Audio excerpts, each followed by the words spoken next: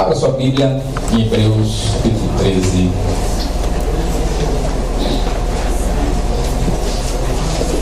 Verso 15. Hebreus 13, verso 15. Diga que você encontra. Diga amém.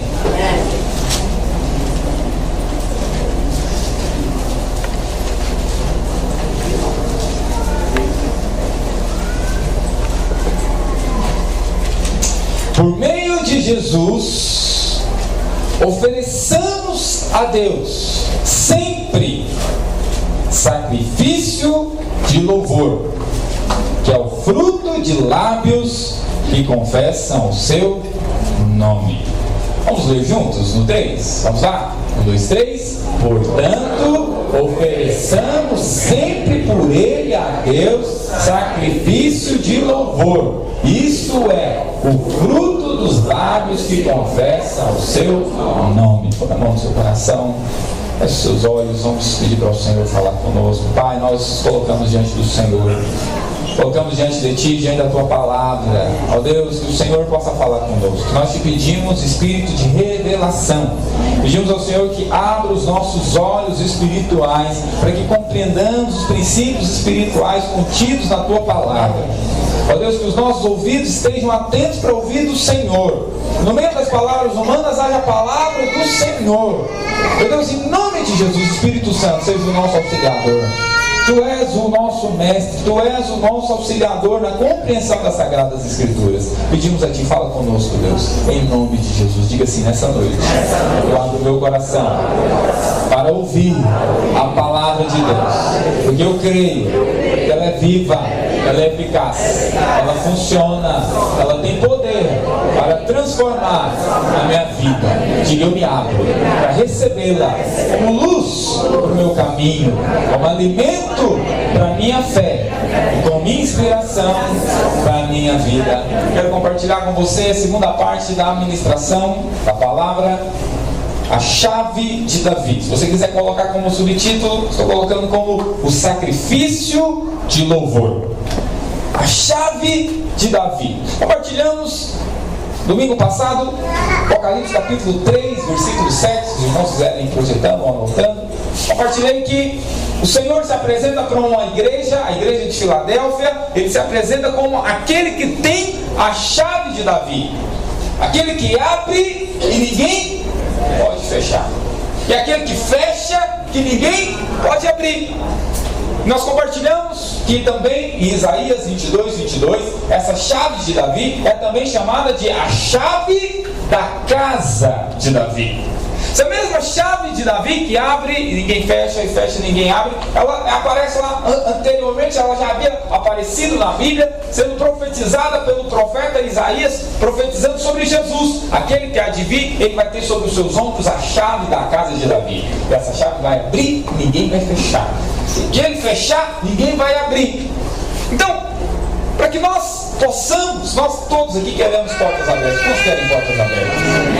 Nós queremos portas abertas. Nós queremos portas fechadas a respeito de toda maldição, a respeito de toda doença, a respeito de toda enfermidade, a respeito de todo fracasso. Nós queremos que isso se feche na nossa vida. Quantos querem isso também? Isso nós queremos estar simplesmente nas mãos do Senhor, que tem a chave de Davi, ou a chave da casa de Davi. Então é muito importante nós entendermos o que tem na vida de Davi, ou o que tem na casa de Davi, que é tão peculiar, para que o Senhor possa dizer que essa chave abre e essa chave fecha. O que tem na vida de Davi? O que tem na casa de Davi de tão especial, de tal forma que o Senhor diz que está com a chave na mão, essa chave na mão? Veja, nós compartilhamos, falei para você que no Antigo Testamento tem pelo menos as duas principais casas do Antigo Testamento, é a casa ou o tabernáculo de Moisés e a casa ou o tabernáculo de Davi. Lá no tabernáculo de Moisés, o Senhor se manifestou através da arca.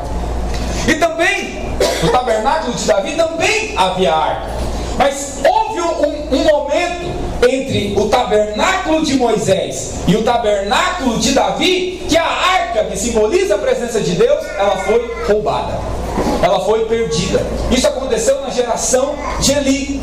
Aconteceu lá na geração de Eli, onde está 1 Samuel, capítulos 2 e 3, você pode acompanhar. Foi a geração que perdeu a arca. Eles perderam a arca. Eles perderam a arca. A arca, então, havia o tabernáculo de Moisés, mas não havia a arca. Foi a geração que perdeu a arca. Eu falei para você que isso fala muito conosco, porque quando é que eles perderam a arca? Qual foi o momento? Foi o momento onde eles levaram a arca para o meio da guerra, como se a arca fosse um amuleto de sorte. Nós temos que tomar muito cuidado com isso, porque às vezes nós queremos fazer da presença de Deus, ou vir para uma reunião, como se fosse um amuleto da sorte. Nós estamos precisando de sorte no casamento, sorte nos relacionamentos, sorte nas finanças. Então aí nós vamos buscar a Deus para que ele sirva de amuleto para nós. Mas nós, na verdade, não estamos querendo mudar de vida. Isso era o que aconteceu com o povo de Israel. O povo de Israel, eles não estavam querendo mudar de vida, mas na hora do aperto eles se lembraram da arca e trouxeram a arca para o meio do arraial. Foi o momento que eles perderam a arca. Vocês estão me acompanhando até aqui? Depois dessa geração de Eli, nós compartilhamos, veio a geração de Saul. Saul talvez ainda foi, talvez até pior do que Eli, porque Saul ele teve a oportunidade de trazer de novo a arca para dentro do tabernáculo lá em Israel. Ele começou a reinar, começou a governar, só que ele não se lembrou da arca, de trazer a arca para dentro do tabernáculo de novo. E a Bíblia diz, nós podemos ver isso lá em 1 Samuel capítulo 7, olha só, abra lá, 1 Samuel capítulo 7, no versículo 1. Então, estou mostrando para você as duas casas. Por que essa chave que abre portas é chamada de chave da casa de Davi, ou chave de Davi? Então, estou fazendo para você contextualizando para você. 1 Samuel capítulo 7, no verso 1, quando se encontrar, diga amém. Está escrito assim. 1 Samuel 7. Então vieram os homens de Kiriat Jearim e levaram a arca do Senhor à casa de Abinadab no outeiro e consagraram a Eleazar seu filho para que guardasse a arca do Senhor. Verso 2. Sucedeu que desde aquele dia a arca ficou em Kiriat Jearim. Tantos dias se passaram que chegaram a quantos dias, irmãos? 20 anos a arca ficou fora do tabernáculo. Irmãos, o que significa a arca fora do tabernáculo? Veja, hoje quem é o tabernáculo de Deus? Nós somos o tabernáculo de Deus. O que significa arca fora do tabernáculo? Significa o tabernáculo sem presença de Deus. Tabernáculo vazio. O tabernáculo ficou em Kiriat Jearim por mais de 20 anos. Quem é que estava governando na época? Saul. Saul estava vivendo, Saul estava governando sem a arca. O que isso fala para nós? É como alguém que vive a sua vida, governa a sua vida sem a presença de Deus, sem a presença da arca de Deus dentro de você. Veja, é possível então, pastor, alguém viver a vida sem a arca de Deus? É possível um crente viver sem a arca de Deus? É possível, nós estamos vendo. Saul viveu por mais de 20 anos, sem a arca de Deus. Tem felizmente, muitos irmãos que acabam vivendo sem a presença de Deus. É possível se viver, só que não é uma vida plena, não é uma vida completa, porque a arca, nós fomos feitos para conter a Deus. Fala para o Senhor, você foi feito para conter a Deus. Fala para ele assim, você é um tabernáculo e a arca foi feita para estar em você. Quantos dizem amém a respeito? No entanto, houve uma outra geração. Então teve a geração que perdeu a arca, teve a geração que viveu sem a arca, mas teve uma geração que buscou a arca. E essa geração é a geração de Davi. Nós vimos isso acontecendo lá em 1 Crônicas capítulo 13. Abra lá, avança um pouquinho. 1 Crônicas capítulo 13. Então aí, depois de Saul, então um novo rei foi levantado, e esse rei foi o rei Davi. E a Bíblia diz, 1 Crônicas capítulo 13, versículo 1, consultou Davi os capitães de 1000 e os de 100 e todos os príncipes, e disse a toda a congregação de Israel: se bem vos parece, e se isso vem do Senhor nosso Deus, enviemos depressa mensageiros a todos os nossos outros irmãos em todas as terras de Israel, e aos sacerdotes, e aos levitas, com eles nas cidades e nos seus arredores, para que reúnam conosco e tornemos a trazer para nós o que, irmãos?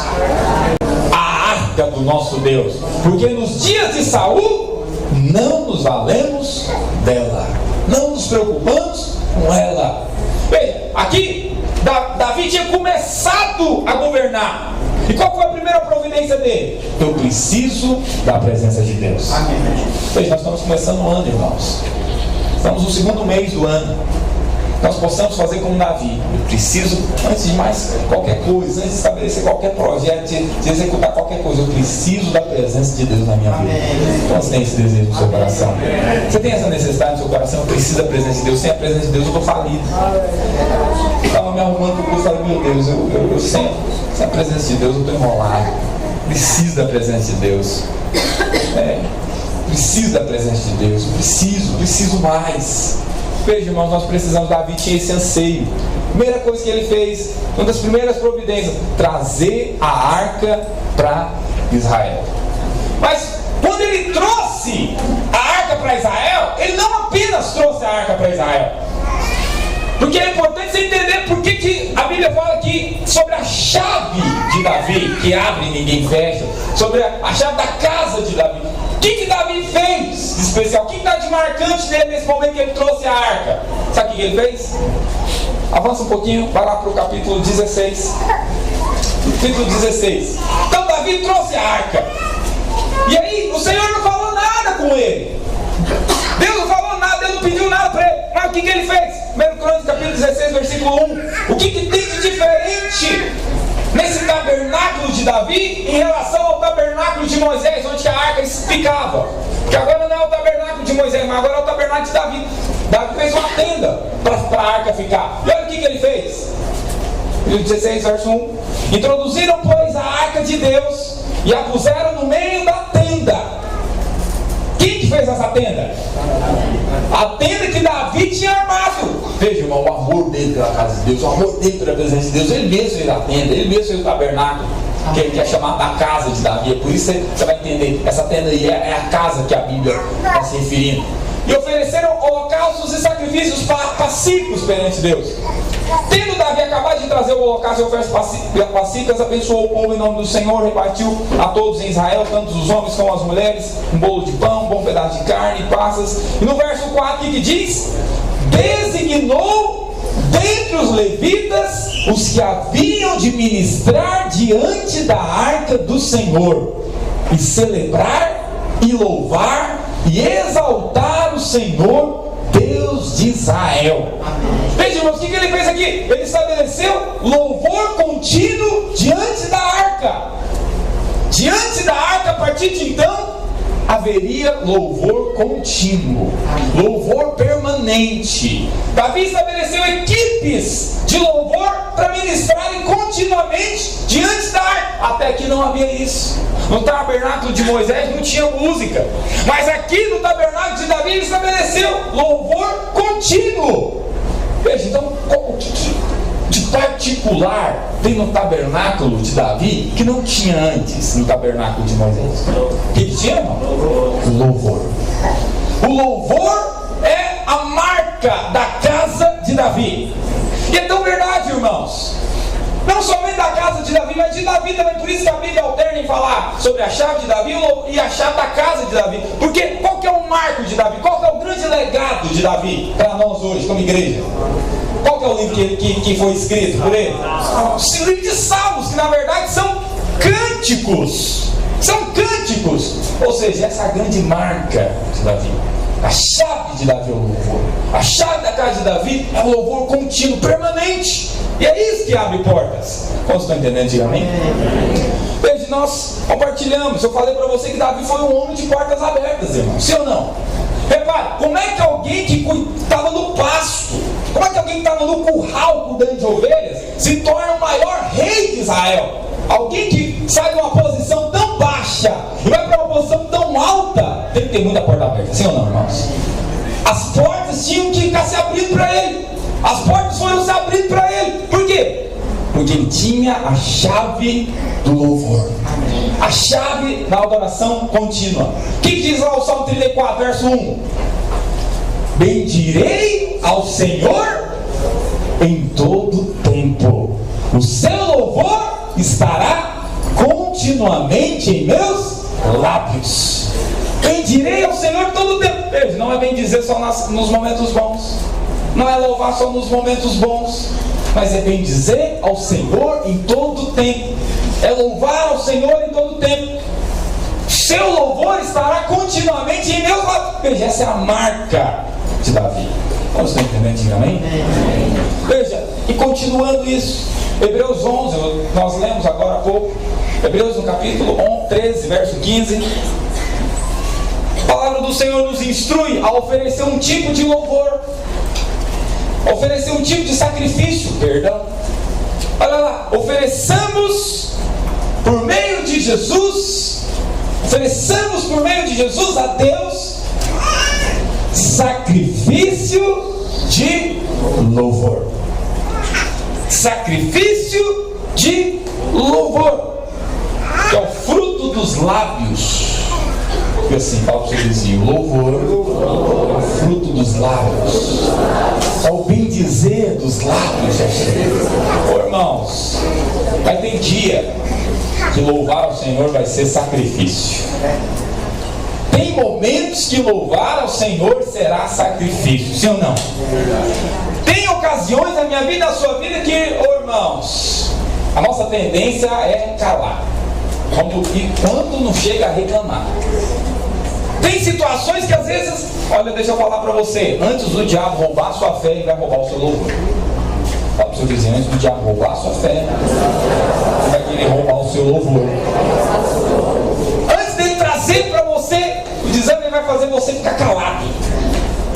Você deveria louvar continuamente, mas o diabo, ele quer roubar o seu louvor. Você está entendendo, antigamente? Por isso eu quero compartilhar com você a respeito do sacrifício de louvor. Eu quero compartilhar com você sobre 3 personagens que ofereceram a Deus sacrifício de louvor. Ofereceram o sacrifício de louvor por quê? Porque é aquela ocasião onde o louvor a Deus vai ser um sacrifício de fato. Você está acompanhando, antigamente? Quero que você abra comigo sua Bíblia, 2 Samuel, capítulo 15. O primeiro personagem que eu quero compartilhar com você é justamente Davi. Porque o Senhor disse que tem a chave da casa de Davi, porque ele foi o grande especialista nisso. 2 Samuel, capítulo 15, verso 30. À medida que você encontra, diga amém. 2 Samuel 15, 30. Quantos estão acompanhando? Está escrito assim: seguiu Davi pela encosta das oliveiras, subindo e chorando, tinha a cabeça coberta, caminhava descalço. Todo o povo que ia com ele, de cabeça coberta, subiu chorando. Veja, irmão, que situação é essa aqui? Que momento que é esse aqui na vida de Davi que a Bíblia relata, faz essa descrição? Sabe qual que é esse momento? O momento em que o filho dele, Absalão, se levanta trazendo uma revolta contra o próprio pai. E aí Davi, para não ter que bater de frente com o exército dele, contra o exército de Absalão, que se levantou para tomar o reinado do próprio pai, o que Davi faz? Ele se retira. Irmãos, agora você imagina, perder algo já é muito ruim, perder um emprego já é ruim, perder um privilégio já é ruim, perder uma posição é muito ruim. Agora Davi está perdendo o reinado, está tendo que sair de Jerusalém. Perder já é muito ruim, agora perder para o filho, irmão. Porque veja, ser traído já é terrível também, é ou não é? Ser traído é terrível. Enfrentar a deslealdade é muito ruim. Só que aqui a deslealdade não é de qualquer um, é do próprio filho. Você imagina como é que está o coração desse homem?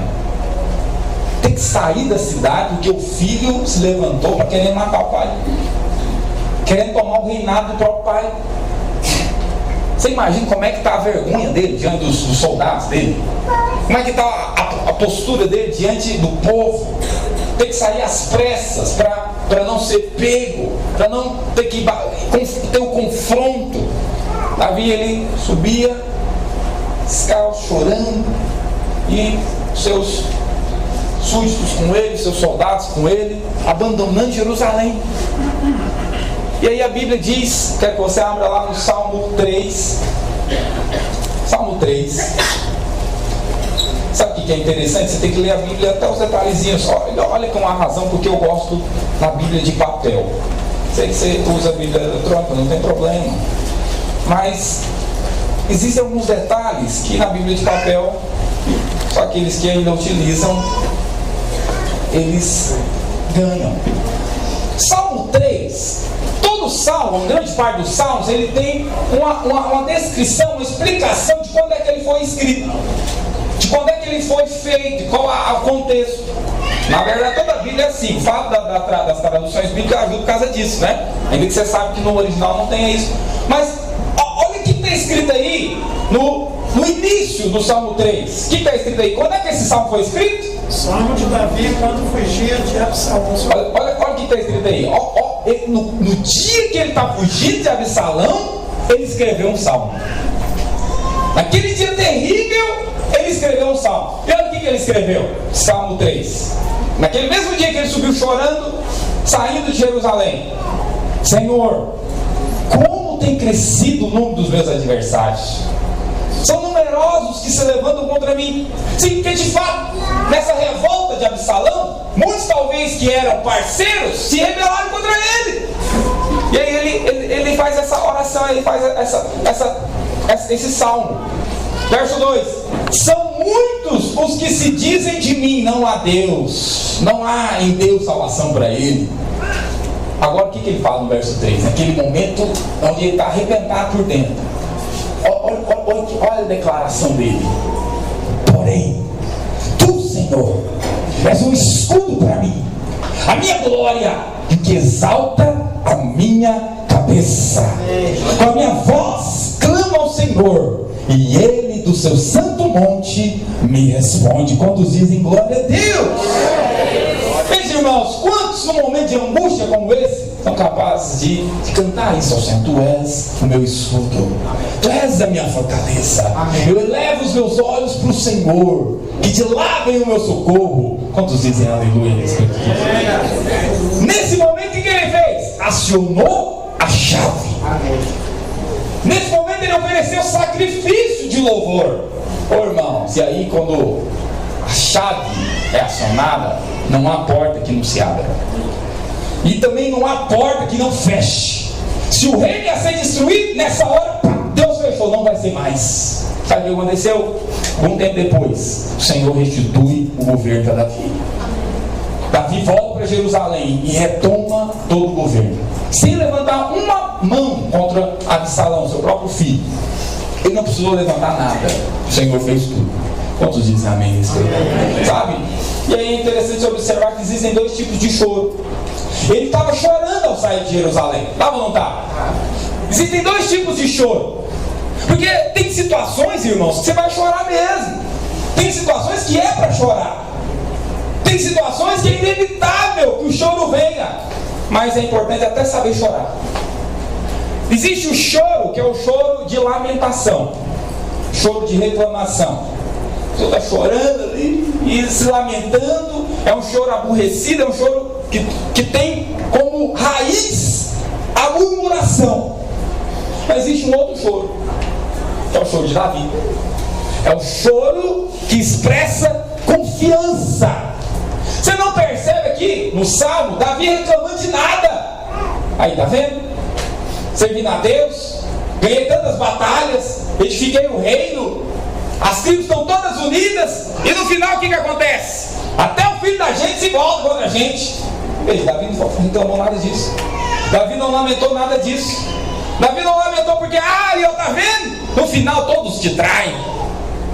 Davi não lamentou nada disso. Não havia no choro dele, não havia essa lamentação. No choro dele havia uma coisa: o Senhor é o meu escudo. Amém.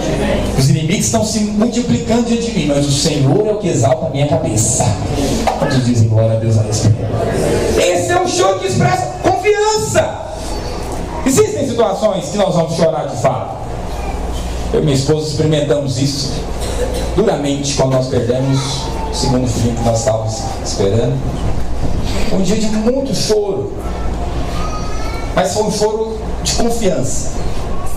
O Senhor é fiel. O Senhor é o que restitui. Eu me lembro que no dia que eu busquei ela do hospital, ainda tinha vigília à noite. E aí eu fico às vezes vendo alguns irmãos com tão pouca coisa. Veja, eu fiz a vigília normalmente. Foi um dia tão poderoso, me lembro até hoje. Amém. Cantei aquela música Restitui com todo o meu coração. Um ano depois, exatamente um ano depois, veio a notícia da gravidez da Isabela. Sabe por quê?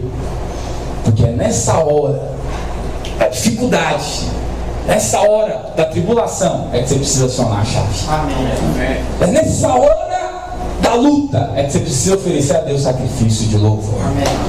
Sacrifício de louvor a Ele. Quantos dizem amém a respeito? Tem mais um homem, um outro personagem que também ofereceu a Deus sacrifício de louvor. Está lá em 2 Crônicas, capítulo 20.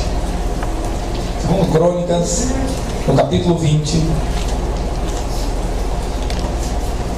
Um outro homem, que por sinal era um rei que veio da linhagem de Davi, da descendência de Davi.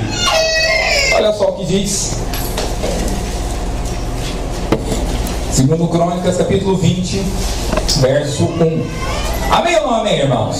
Amém. Se tem alguém perto de você sem Bíblia, convida ele, ou então acompanhando o telão, está escrito: depois disso, os filhos de Moabe e os filhos de Amon, com algum dos meunitas, vieram a peleja contra Josafá. Irmãos, eu creio que Josafá não estava preparado para essa guerra. Ele não esperava, porque o verso capítulo 19, olha lá para o capítulo 19, verso 1. Capítulo 19 diz que ele tinha acabado de voltar para casa. Eu não sei quanto tempo tem do capítulo 19 para o capítulo 20. Eu não sei quanto tempo, se tem meses, se tem anos, mas é muito importante a informação de que ele tinha acabado de chegar em casa. Eu creio que, como é um capítulo perto do outro, não tem assim muito tempo. A Bíblia diz assim, ó, Jeosafá, né? Algumas versões está escrito Jeosafá, ou Josafá, o filho de Josafá, rei de Judá, voltou em paz à sua casa. Ele tinha acabado de voltar de uma campanha militar. Tinha acabado de voltar. Talvez tinha perdido soldados, tinha perdido homens, tinha perdido talvez comandantes seus. Aí no capítulo 20 diz assim: depois foi disso, os filhos de Moabe e os filhos de Amon, com alguns dos meunitas, vieram a peleja contra Josafá. Então vieram alguns que avisaram a Josafá, dizendo: grande multidão vem contra ti, da além do mar, da Síria. Porque às vezes o diabo é assim mesmo. Ele espera um momento talvez de fragilidade seu para atacar você. É assim ou não é? Ele espera um momento que talvez você perdeu algumas coisas, aí ele vem com tudo. A Bíblia diz que era grande multidão que veio contra Josafá, além do mar da Síria. Eles que já estão em Hazazon Tamar, verso 3. Então Josafá temeu, ou teve medo. Teve medo.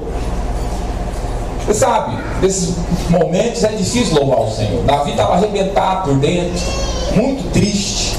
Ainda assim, ele louvou o Senhor. Agora tem momentos também que nós ficamos com medo. Veja, não é pecado você ficar com medo. Então pode permanecer. Você precisa usar armas.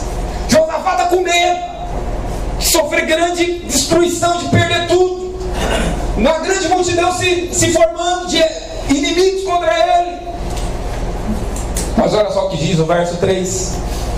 Então Josafá teve medo, mas se pôs a buscar ao Senhor.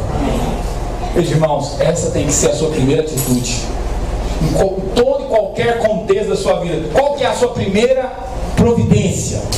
Qual que é a sua primeira atitude? Reclamar? Qual que é a sua primeira atitude? Procurar o pastor, procurar o líder? Qual que é a sua primeira providência? Quando tiver um sentimento de medo, de angústia, de tristeza, qual que é a sua primeira providência? Nós precisamos aprender a entrar no nosso quarto e nos pormos a buscar o Senhor. Precisamos aprender a fazer como Ele. Ele é o nosso refúgio. Ele é o nosso escape. Sabe qual é o seu vizinho? Fala assim: Ele é o seu escape, irmão.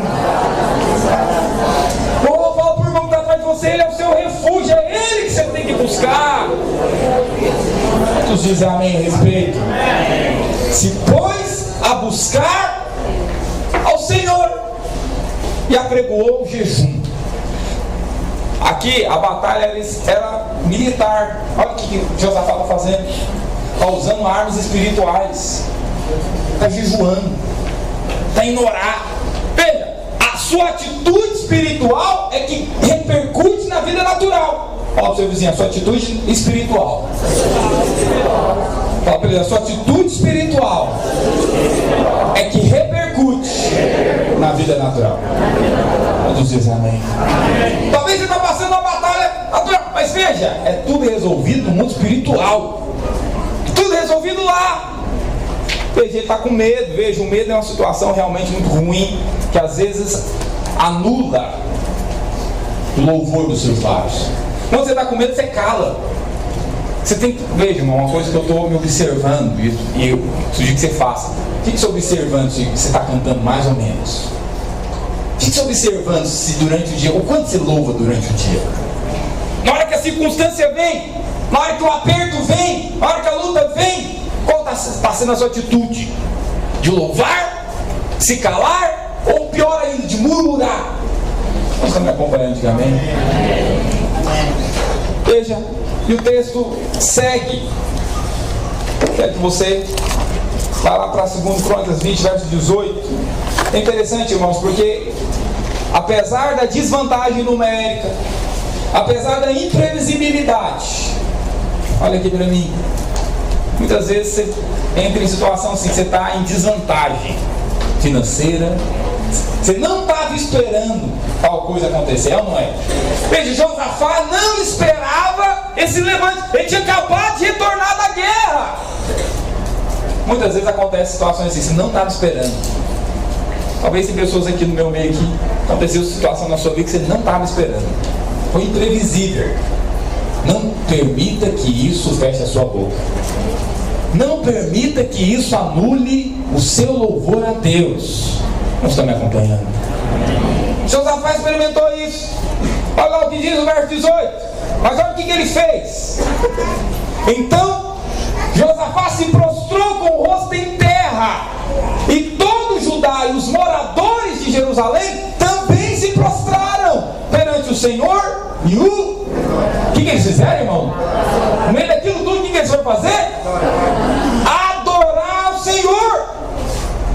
Dispuseram-se os levitas, dos filhos dos coatitas, dos coreitas, para louvarem o Senhor, Deus de Israel. E louvar de que jeito, irmãos? Em voz alta. Em voz alta. Você já experimentou ter uma atitude dessa, irmãos? No meio da batalha, no meio da perda, no meio da imprevisibilidade, aconteceu o imprevisto. Você já experimentou se levantar em voz alta? Quão grande! E levantar sua voz para adorar o Senhor. Esse é o sacrifício de louvor que abre porta. Isso é o que muda as circunstâncias. Olha o que diz a palavra, verso 20. Quando estão acompanhando, diga amém. Pela manhã cedo se levantaram e saíram ao deserto de Tecoa. Ao saírem eles, pôs-se Josafá em pé e disse-me: ouve-me, ó Judá, e vós, moradores de Jerusalém, crede no Senhor vosso Deus, estareis seguros, crede nos seus profetas e prosperareis. Aconselhou-se com o povo e ordenou cantores para o Senhor, que vestidos de ornamentos sagrados marchasse à frente do exército, fazendo o que, irmãos? Louvando a Deus, dizendo: rendei graças ao Senhor, porque a sua misericórdia dura para sempre. Veja, irmãos, estabeleceu o louvor à frente da guerra. Fala para 2 ou 3 irmãos, o louvor tem que ir na frente das suas batalhas, irmão. Fala para 2 ou 3, o louvor tem que ir na frente das suas batalhas, irmão.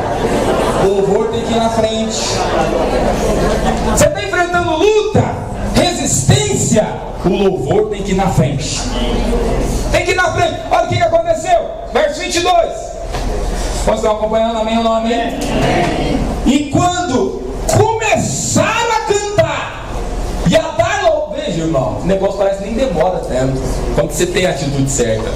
Quando começaram a cantar e a dar louvores, o Senhor pôs emboscada contra os filhos de Amon e de Moabe, os das montanhas de Seir, que vieram contra Judá, e foram o que, irmãos? Desbaratados. Quando eles começaram a louvar, o Senhor mesmo pôs emboscada entre eles. Sabe o que aconteceu? Vamos ver, olha aqui para você ver o que aconteceu. Os filhos de Amon, verso 23, os filhos de Amon e de Moabe se levantaram contra os moradores das montanhas de Seir para os destruir e exterminar. E acabando eles com os moradores de Seir, ajudaram uns contra os outros a se destruírem. Irmãos, eles foram para lutar contra Josafá.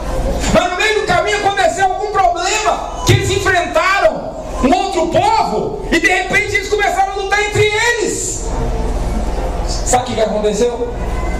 Quando Josafá foi para a batalha, ele só viu o cadáver. Olha o que diz o texto, verso 24. Nisso chegou Judá a atalaia do deserto, e olharam para a multidão, e eis que eram corpos mortos, que jaziam em terra, nenhum escapou. Nem se Josafá tivesse com o melhor exército, ia ter condições de escapar nenhum. Mas aqui, porque eles resolveram ir louvar ao Senhor, houve confusão no arraial do inimigo, de tal forma que eles se mataram a si mesmos. Sabe o que acontece quando você começa a louvar no meio da luta? No meio da batalha, o trem está arrochado, você oferece sacrifício de louvor. Deus sabe que os demônios que estão contra você, eles ficam tudo confusos. Você percebeu que demônio não gosta de louvor? Alguém que está oprimido, ela nem consegue ficar num ambiente que tem muito louvor. Alguém que está, às vezes, oprimida por demônios. Por quê? Porque eles ficam loucos, eles ficam confusos, né? E a confusão entre eles, de tal forma que a vitória é liberada para você sem muito esforço. Quantos dizem amém a respeito? E Josafá não tem que fazer nada. Ele não teve que tirar a espada nenhuma vez. Apenas louvou ao Senhor no meio do medo. Eu falo para você, sei que todos nós somos passíveis de enfrentar situações que vêm para nos amedrontar, notícias que vêm para amedrontar você. Mas no meio do medo, louva ao Senhor. No meio do medo, louva ao Senhor, cante ao Senhor em voz alta. Quantos dizem amém a respeito disso? Oh, aleluia! Sacrifício de louvor foi o que abriu as portas para Josafá. Sabe? E tem um terceiro personagem que eu quero falar. Na verdade, um terceiro e quarto personagem que eu quero falar para você, que também ofereceu a Deus sacrifício de louvor. Atos 16, verso 22. O sacrifício de louvor de Paulo e Silas. Olha para você do sacrifício de louvor de Davi, sacrifício de louvor de Josafá. Agora eu quero falar do sacrifício de louvor de Paulo e Silas. A palavra do Senhor diz em Atos 16, verso 22. Diga que você encontra, diga amém. Está escrito assim. Nós vamos ler do verso 22 ao 26. E a multidão se levantou unida contra eles, e os magistrados, rasgando-lhe as vestes, mandaram açoitá-los com varas. E havendo-lhes dado muitas açoites, os lançaram na prisão, mandando ao carcereiro que os guardasse com segurança. O qual, tendo recebido tal ordem, os lançou no cárcere interior, e lhes segurou os pés no tronco. E perto da meia-noite, Paulo e Silas oravam e cantavam hinos a Deus. Diga, cantavam hinos a Deus. Irmãos, na hora da luta, na hora da angústia, a gente até ora, sim ou não? Mas cantar é mais difícil, é ou não é? Na hora da luta, da tribulação, você até ora, mas cantar é mais difícil. Mas aqui eles estão fazendo justamente isso. Oravam, mas também cantavam hinos a Deus. Você imagina uma coisa dessa, irmãos? Os caras estão arrebentados, meia-noite. Aqui, irmãos, eles estavam presos. E presos por quê? Estavam roubando? Mataram alguém? Por que eles estão presos? Porque estavam fazendo a obra.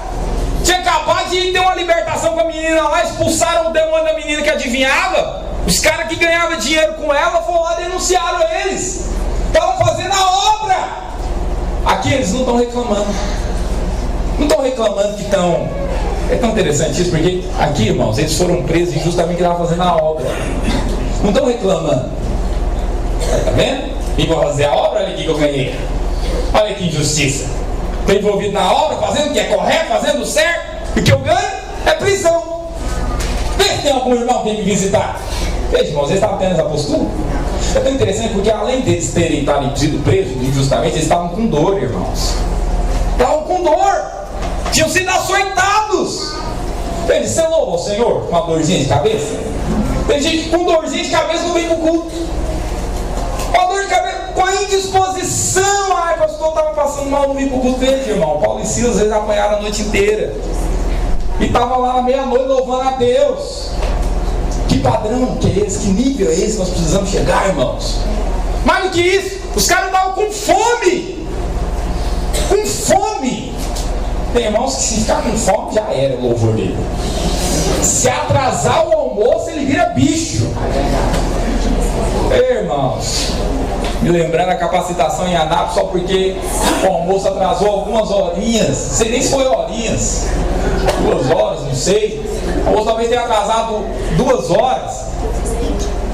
Punhado de crente murmurando, punhado de crente reclamando, punhado de crente cara feia, porque atrasou o almoço.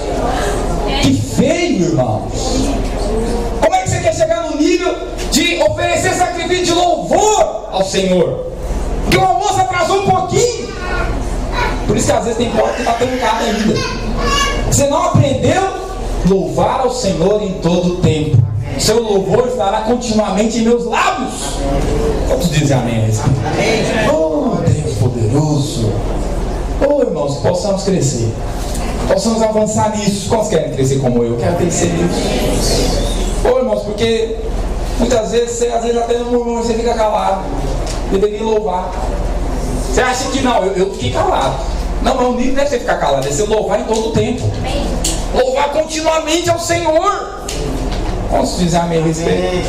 Os caras estavam com sono, irmão. Estavam fracos fisicamente, com sono, provavelmente. Enfrentaram tudo isso. Se dispuseram no espírito. Tem que ser uma atitude, você tem que se dispor. Louvar o Senhor. Tudo impentado, quando você se dispõe, é uma decisão. Começaram a engrandecer ao Senhor. Quão grande és tu, quão grande é. Eles não sei qual hino que eles cantaram, mas eu sei que, olha só o que diz o verso seguinte: de repente sobreveio um tão grande terremoto que os alicerces do cárcere se moveram, e logo que, irmãos, que cachado de Davi faz? Logo se lhe abriram todas as portas e foram soltas as prisões de Paulo e Silas. É assim, irmãos? Foram soltas a prisão de quem? De todos. Sabe o que acontece? Quando você está perto de alguém que louva a Deus, a bênção vai sobrar até para você, irmão.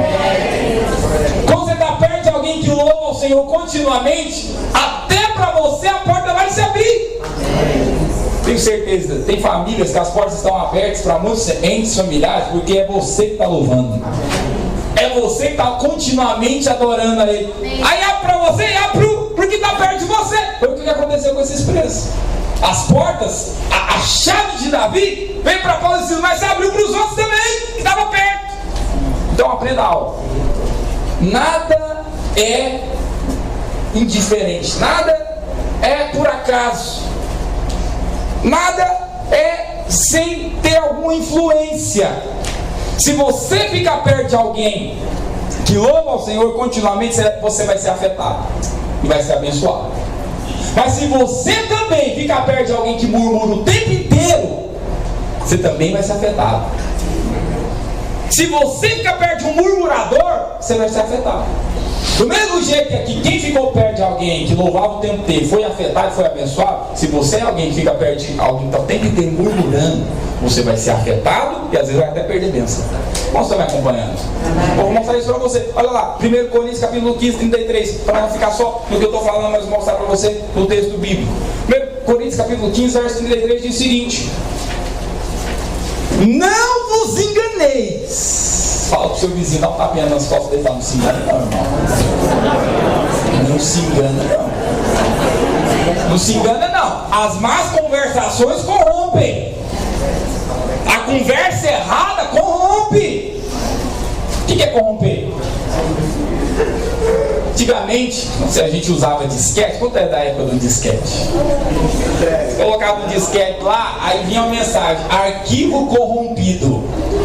Em outras palavras, esse corromper é o quê? Estragado. As más conversações, elas fazem o que então? Estragam o sujeito. Estraga o coração da pessoa. Estraga aquele irmão. Por isso, não se engane. Não se engane. Fique perto de quem louva. Foge do murmurador. Fala pro irmão que está lá, foge do murmurador, irmão. Fala pra ele assim, do fofoqueiro você passa longe, irmão. Porque as más conversações estragam. Presta atenção nisso, irmãos. As más conversações estragam. Estraga. Então você tem que ter essa decisão. Veja, agora também o contrário é verdade. Ficar perto de alguém que louva, como ficou aqueles presos que estavam perto ali, talvez eles nem queriam. Talvez eles até estavam, mas para essa cantoria toda aí. Mas porque eles estavam perto de alguém que estava louvando, a bênção sobrou para eles também. Quantos dizem amém a respeito? Tá, por último, eu quero que você abra em 1 Samuel 22, verso 1 e 2. Quero ler dois últimos textos. 1 Samuel 22, verso 1 e 2. 1 Samuel, nós vamos ler de 1 Samuel e depois nós vamos para o 2 Samuel. 1 Samuel 22, verso 1. Olha o que diz aqui. Davi retirou-se dali e se refugiou na caverna de Adulão. Quando ouviram isso, seus irmãos e toda a casa de seu pai desceram ali para ter com ele. Ajuntaram-se a ele todos os homens que se achavam em aperto, todos os homens endividados e todos amargurados de espírito. Essa era a equipe de Davi no começo. Gente em aperto. Esse em aperto aqui, irmão, a tradução melhor é oprimido. Gente oprimida, gente endividada e gente amargurada. Isso lembra alguma coisa? Você vai lembrar de alguma coisa? Um lugar onde chega gente oprimida, amargurada, endividada. Esse era o povo. Ajuntaram-se a ele, verso 2. Todos que estavam assim, todos amargurados de espírito. E ele, o que ele fez? Se fez chefe deles. E eram com eles quantos homens? 400 homens endividados, amargurados, em aperto, oprimidos. Ele se fez o líder e o capitão deles. Agora, irmãos, o que você acha que Davi ensinou para eles? Você acha que Davi foi ensinando estratégia militar para eles? Eram 400 homens. O que você acha que Davi treinou eles ali? Porque dentre esses 400, muitos inclusive eram soldados. Então Davi tinha que ensinar a arte da guerra para esses soldados. O que você acha? O que Davi ensinou para que no capítulo 23 de 2 Samuel, lá na frente, depois de muitos anos, esses mesmos homens aqui, há um outro adjetivo para eles. Qual que é o adjetivo para eles agora? 2 Samuel 23, 8. Qual que é o adjetivo para eles agora? Ali eram amargurados, endividados e oprimidos. Agora aqui em 2 Samuel 23, verso 8, há um outro adjetivo. Qual que é? Esses são os nomes dos poderosos de Davi ou valentes de Davi. Veja, irmãos, o que mudou nesses 400 homens que tinham chegado lá? Agora a Bíblia está chamando eles de valentes, de poderosos de Davi. Eram tudo gente fraca. Davi, sabe que ensinou guerra para eles? Ensinou como empunhar a espada? Eu creio que não, porque alguns inclusive eram soldados que se juntaram a eles, então eles não tinham que ser ensinados. Mas para eles terem chegado nisso aqui, nós podemos entender e deduzir que Davi ensinou a eles louvarem. Sabe o que significa a palavra valente? A palavra valente significa forte e saudável. As pessoas que chegaram para Davi eram pessoas doentes, muitas delas amarguradas. Ensinar guerra vai tirar a amargura, irmão? Ensinar a empunhar a espada vai tirar a amargura do coração? Ensinar a usar a espada vai tirar aquele que está sendo oprimido pelo diabo, vai libertar ele?